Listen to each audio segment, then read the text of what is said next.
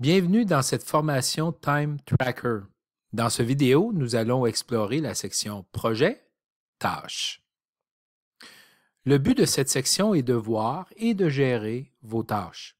Mais premièrement, ce que vous verrez dans la liste des tâches dépend des droits que votre rôle vous donne.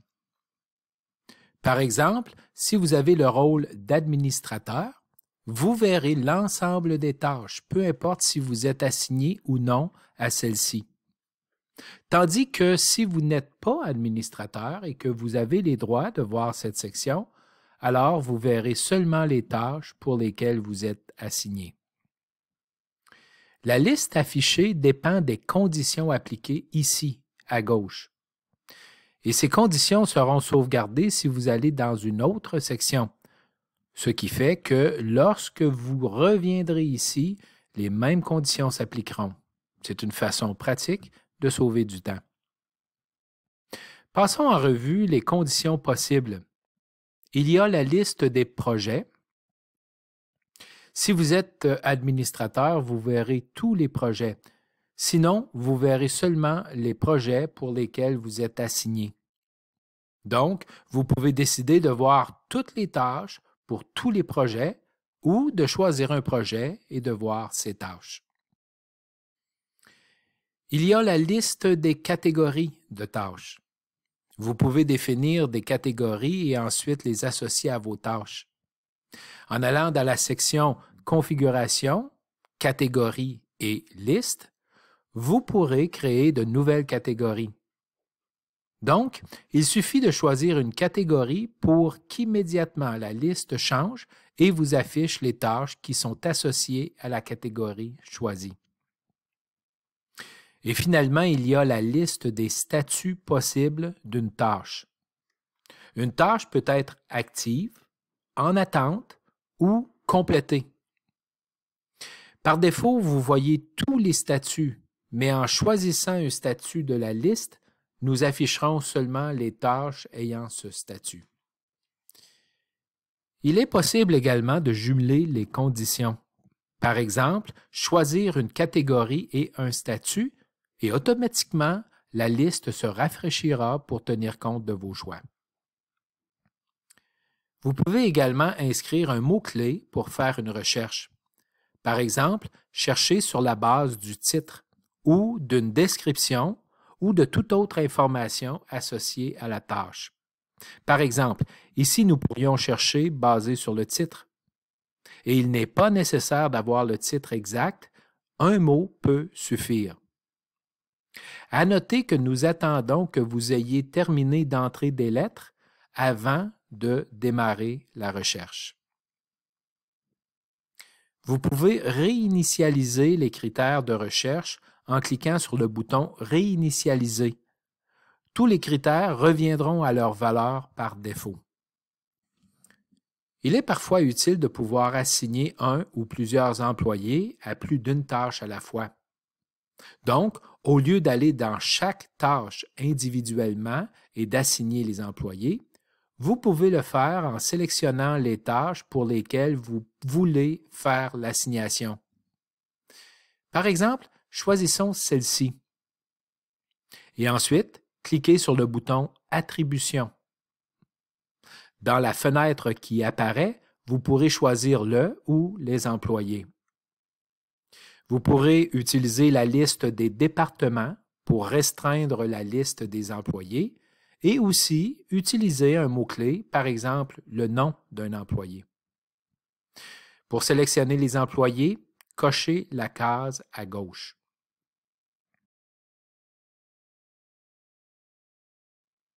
Il est possible d'inverser l'opération et de dire au système qu'au lieu de faire une assignation, vous voulez retirer les employés choisis des tâches sélectionnées. En cliquant sur le bouton « Assigner », vous confirmerez votre choix. Parlons maintenant de la liste qui est affichée. Vous avez les informations de base de la tâche, c'est-à-dire son nom, sa catégorie, son statut, la date de début et la date de fin. Et à noter que ces dates ne sont pas obligatoires.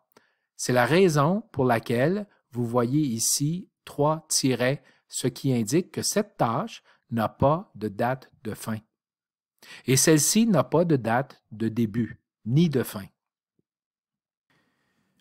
Le cercle blanc à gauche de la tâche indique que cette tâche est ouverte et donc est accessible à tous les employés de votre entreprise. Au contraire des autres tâches qui, elles, sont assignées à des employés spécifiques et donc elles ne sont pas accessibles à tous. Parlons des dernières colonnes. On vous affiche dans la première colonne le total d'heures des activités faites pour chaque tâche. La deuxième vous indique le temps estimé. Et ici, il est possible que vous n'ayez pas inscrit d'heures estimées. Ce n'est pas une valeur obligatoire. Et la dernière colonne indique le pourcentage de temps accompli comparé au temps estimé. Il y aura une valeur à la condition d'avoir un temps estimé. Pour ce qui est de la couleur de la colonne totale, elle indique si vous êtes sous le temps estimé ou si vous l'avez dépassé. Bleu, pas de problème. Rouge, vous avez un dépassement. Le bouton déroulant au bout de chaque tâche vous donne accès à des actions utiles. Il est à noter que vous verrez ces options seulement si vous avez le droit de les voir. Et ce droit dépend du rôle que votre administrateur vous a octroyé. Donc, il est possible que vous ne voyez pas tous les choix qui sont ici affichés. Vous pourrez voir le dossier de la tâche. Ici, c'est le même effet que de cliquer directement sur la tâche. Comme on le voit, vous aurez accès au dossier de la tâche.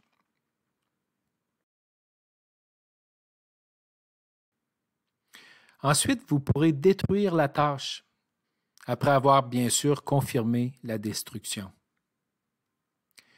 Vous pourrez voir différents types de rapports. Le premier est le rapport sommaire. Il s'agit du même rapport que vous verriez en sélectionnant le projet dans la liste des projets. Il s'agit donc du rapport sommaire du projet de la tâche. Voici un exemple des informations que vous aurez accès. Comme vous le voyez, nous avons dans un premier temps toutes les tâches du projet regroupées par les statuts des tâches et avec les informations de base comme le temps travaillé. Ensuite, vous avez une autre section qui affiche les employés qui ont travaillé sur les différentes tâches avec certaines informations de base comme le temps travaillé par l'employé. Vous pourrez voir un rapport détaillé. Encore ici, il s'agira du rapport détaillé du projet de la tâche choisie. Voici un exemple. Ici, vous aurez le détail de chaque tâche avec toutes les activités et qui a travaillé sur ces activités. Vous aurez accès à deux rapports financiers. Le premier concerne les coûts du projet regroupés en tâches, donc le coût par tâche. Et comme vous le voyez ici, chaque tâche est affichée avec le temps travaillé et le coût associé. Et ce coût est calculé en prenant le taux horaire de l'employé qui a travaillé sur l'activité. À la fin du rapport, vous aurez les dépenses associées au projet, si dépenses il y a. Le deuxième rapport financier concerne également les coûts du projet, mais cette fois-ci regroupés par employé. Comme vous le voyez ici, chaque employé est affiché avec le total des heures travaillées. Le coût est calculé basé sur le taux horaire de l'employé. Vous pouvez produire un rapport qui contiendra la liste des tâches affichées. En cliquant sur ce bouton, vous aurez l'option « Rapport sommaire ». Si vous cliquez dessus, une fenêtre s'affichera avec le rapport que vous pourrez imprimer ou exporter. Vous pourrez exporter la liste affichée sous un format CSV et qui pourra servir à importer ces données dans votre système comptable. Vous pourrez configurer l'exportation pour qu'il satisfasse vos besoins. Une autre vidéo explique en détail comment utiliser l'exportation. Vous pouvez avoir de l'aide contextuelle en cliquant sur ce bouton. Et finalement, vous pouvez créer une nouvelle tâche en cliquant ici. Une autre vidéo explique en détail comment créer une tâche. N'oubliez pas que si vous avez beaucoup de tâches, comme c'est le cas si vous choisissez toutes les tâches pour tous les projets, il est probable qu'elles soient réparties dans plusieurs pages. Nous vous affichons le total des tâches correspondant aux critères que vous avez choisis. Et si vous voulez voir les autres tâches, vous pourrez aller dans les autres pages en cliquant ici. Vous pouvez également décider d'afficher plus de tâches dans la même page en cliquant ici et en choisissant le nombre de tâches à afficher. C'est ce qui termine cette vidéo. Nous sommes heureux d'avoir pu vous aider à comprendre comment utiliser la section des tâches des projets. Merci et à bientôt dans un prochain vidéo.